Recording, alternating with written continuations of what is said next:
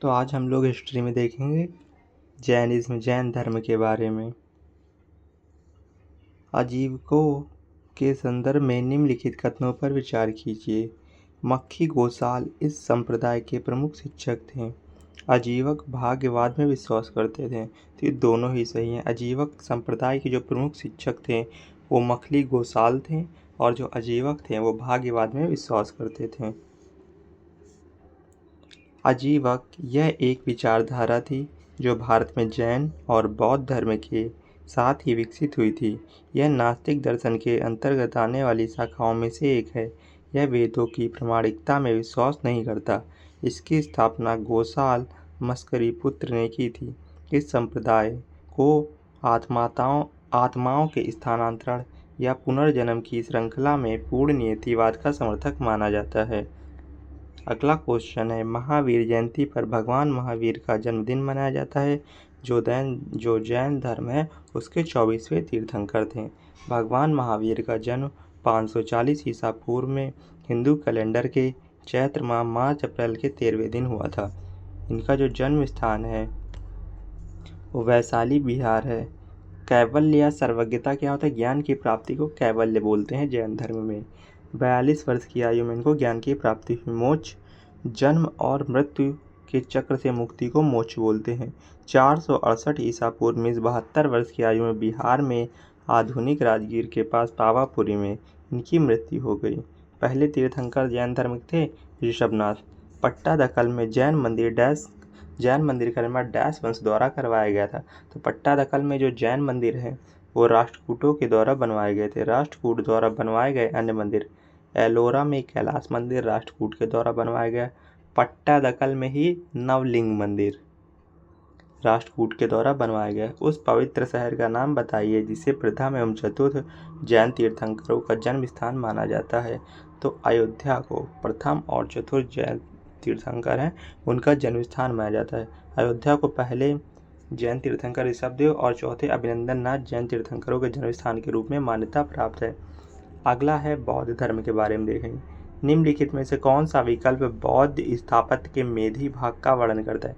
मेधी का मीनिंग क्या है? रेलिंग और गुंबद के बीच गोलाकार छत को मेधी बोलते हैं। रेलिंग और गुंबद के बीच गोलाकार छत। बौद्ध वास्तुकला के सभी रूपों में 3 प्राथमिक संरचनाएं शामिल हैं, विहार, स्तूप और चैत्यगृह। अगला क्वेश्चन है, बौद्ध वास्तुकला के संदर्भ में निम्नलिखित में से कौन सा कथन सही है? तो जो उद्देशिका स्तूप एक स्मारक के रूप में बनाया गया। परिभोगिका स्तूप में बुद्ध के दफन किए गए शारीरिक अवशेष थे। भरहूत स्तूप उत्तर प्रदेश में स्थित है। तो भरहूत उत्तर प्रदेश में नहीं है और ये दोनों सही हैं। भरहूत स्तूप मध्य प्रदेश में है और अपनी प्रारंभिक बौद्ध प्रतिमाओं और नक्काशियों के लिए जाना जाता है। निम्नलिखित में से किस शासन के दौरान चतुर्थ बौद्ध संगीति में बौद्ध धर्म के 2 विचारधाराओं हीनयान और महायान में विभाजित हो गया? तो चतुर्थ बौद्ध संगीति में किसने किया था? इसमें शासन एक से याद करते तो कुषाण ने किया था। चौथी बौद्ध परिषद 72 ईस्वी कुषाण राजा कनिष्क के शासनकाल में कश्मीर के कुंडल वन में आयोजित की गई थी। इसका नेतृत्व वसुमित्र ने किया था। अश्वघोष उनके प्रतिनिधि थे और इसने बौद्ध धर्म को 2 संप्रदायों में विभाजित कर दिया, महायान और हीनयान। जिन शैलेंद्र राजाओं को भारतीय शासकों के साथ नज़दीकी संपर्क थे वे निम्नलिखित में से किस धर्म के अनुयायी थे? तो ये जो शैलेंद्र राजा हैं ये बौद्ध धर्म के अनुयायी थे। शैलेंद्र राजवंश के शासक ने कई मंदिर और स्मारक बनवाए जिनमें बोरोबुदुर स्तूप भी शामिल है और जो अब यूनेस्को की विश्व विरासत स्थल है। शैलेंद्र साम्राज्य जावा में स्थित था और दक्षिण पूर्व एशिया के अन्य हिस्सों में फैला था जिसमें सुमात्रा, बाली और आधुनिक मलेशिया और थाईलैंड के कुछ हिस्से शामिल थे। स्तूप निम्नलिखित में से किस धर्म का प्रतीक है? तो स्तूप बौद्ध धर्म का प्रतीक है। स्तूप वैदिक काल से भारत में प्रचलित दफन टीले थे। स्तूप में सामान्यतः कई तत्व शामिल होते हैं जिनमें एक गोलाकार आधार या मंच, एक अर्धगोलाकार गुंबद या अंड, एक शिखर या हर्मिका और एक छत्र शामिल होता है। मध्य प्रदेश में सांची स्तूप अशोक के स्तूपों में सबसे प्रसिद्ध है। भरहूत स्तूप पर ऊंची मूर्तियां डैश के चित्रण है, यक्ष और यक्षिणी के चित्र है। भरहूत स्तूप पर जो ऊंची मूर्तियां हैं वो यक्ष और यक्षिणी के चित्रण हैं। भारतीय पौराणिक कथाओं में समृद्धि और उर्वरता से जुड़ी प्रकृति की आत्माएं हैं। ये आकृतियाँ आध्यात्मिक और प्राकृतिक दुनिया के बीच संबंध का प्रतीक हैं और बौद्ध कलाओं में स्थानीय परंपराओं के एकीकरण को दर्शाती हैं। धामेक स्तूप कहाँ स्थित है? जो धामेक है ये सारनाथ में स्थित है। धामेक स्तूप का निर्माण 500 ईसा पूर्व में महान मौर्य राजा अशोक द्वारा 249 ईसा पूर्व में बनाई गई पुरानी संरचना के आधार पर किया गया था के स्थान पर किया गया था। निम्नलिखित में से किस भारतीय यूनानी सम्राट का उल्लेख बौद्ध ग्रंथ मिलिंद पनोह मिलिंद के रूप में किया गया है? तो मिनेंडर प्रथम का। मिलिंद पनोह भारतीय बौद्ध कृषि नागसेन और दूसरी शताब्दी ईसा पूर्व के भारतीय यूनानी राजा मिनेंडर प्रथम के बीच संवाद है। निम्नलिखित में से गलत कथन का चयन कीजिए। पिपरवा स्तूप सिक्किम में स्थित है, गलत है। सांची मध्य प्रदेश में स्थित है। बाविकोंडावाला भी आंध्र प्रदेश में स्थित है। धामेक उत्तर प्रदेश में स्थित है। लेकिन पिपरवा स्तूप ये उत्तर प्रदेश के पिपरवा नगर में है, सिक्किम में नहीं। उत्तर प्रदेश के पिपरवा नगर में स्थित है पिपरवा स्तूप। भारत नेपाल सीमा के निकट स्थित है। यह स्थल अपने पुरातात्विक महत्व के लिए प्रसिद्ध है। भारत का सबसे बड़ा स्तूप निम्नलिखित में से कौन सा है? तो केसरिया स्तूप भारत का सबसे बड़ा स्तूप है, जो कि बिहार में है। इसकी खोज 1958 में के मोहम्मद के नेतृत्व में खुदाई के दौरान हुई थी।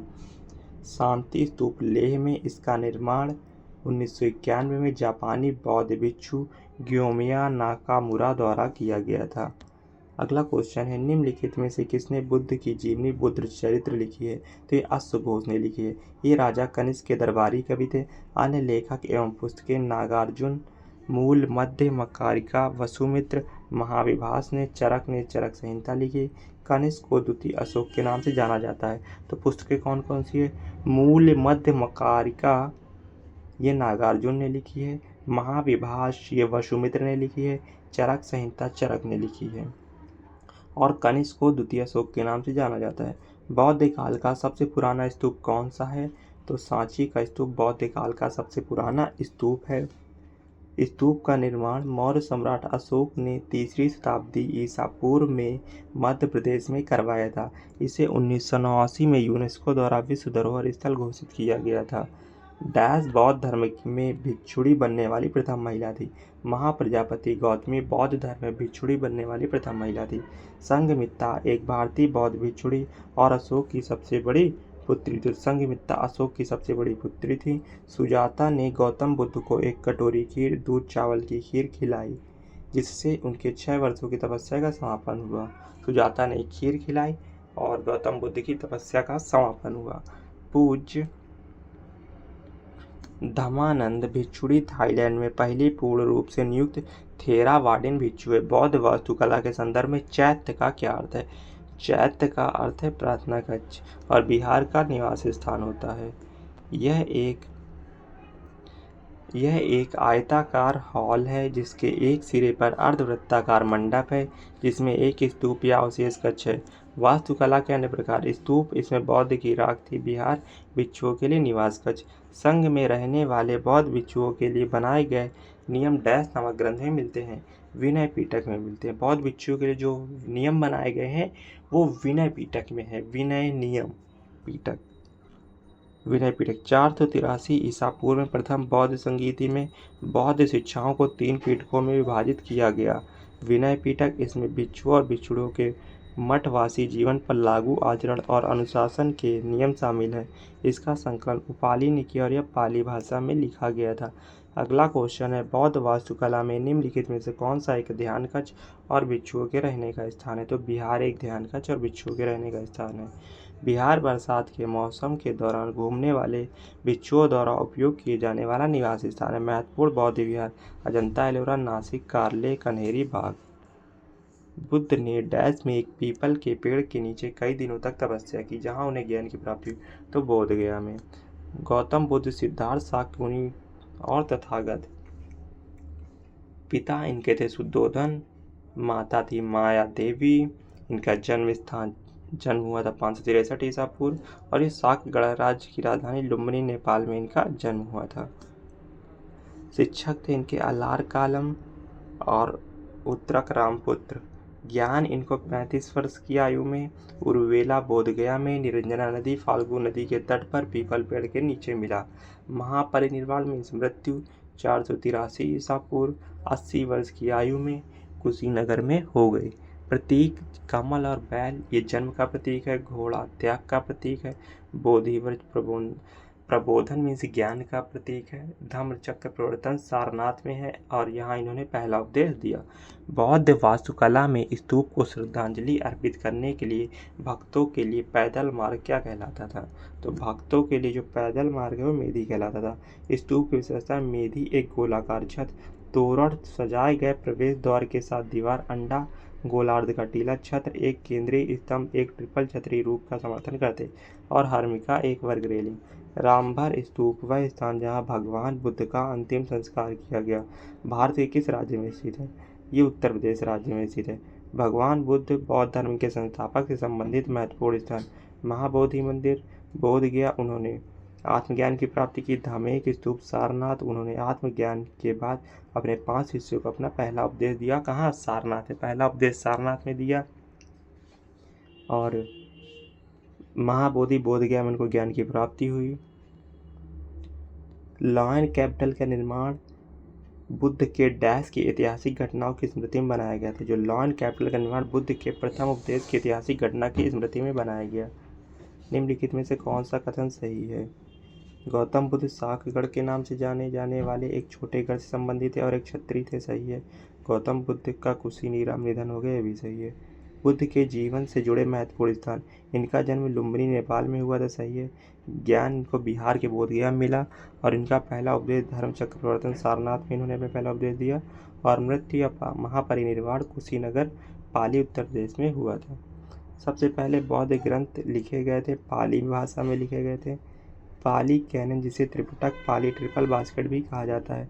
बौद्ध धर्म की शाखा थेरवाद बुजुर्गों का मार्ग की पाली में पहली बार दर्ज किया गया पूर्ण सिद्धांत है। गांधार कला शैली निम्नलिखित में से किस यूरोपीय राष्ट्र कला से प्रभावित थी? तो गांधार कला शैली गा से गांधार और गा से ग्रीस से प्रभावित थी। गांधार स्कूल ऑफ आर्ट की विशेषता है ग्रे बलुआ पत्थर का उपयोग किया जाता है। मुख्य रूप से बौद्ध छवियां पाई जाती हैं और इसके संरक्षक कुषाण उत्तर पश्चिम भारत में पाए जाते हैं।